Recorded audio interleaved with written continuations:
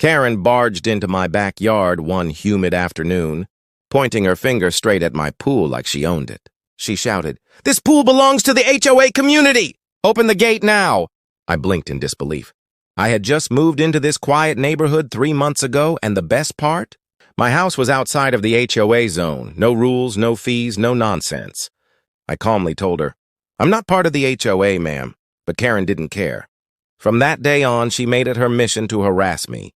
She'd pace back and forth by my fence, stare into my yard like a hawk, and once even threw trash near the pool.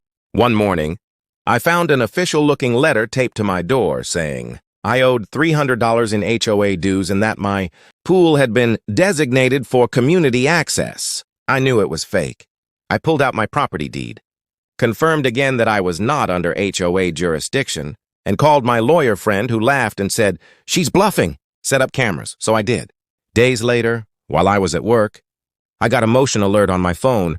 Karen had broken into my backyard in broad daylight and was dipping her feet in my pool. I rushed home and called the police on the way. When the officers arrived, she screamed, "I'm the HOA president! This whole block is under me!"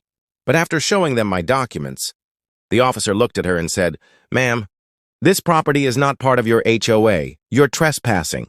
She was given a formal warning, and it turned out the dues notice she gave me was completely fake. The twist? The HOA itself called me the next day, not to apologize, but to tell me Karen had already been removed from her position months ago for similar behavior in other cases. She wasn't even the HOA president anymore.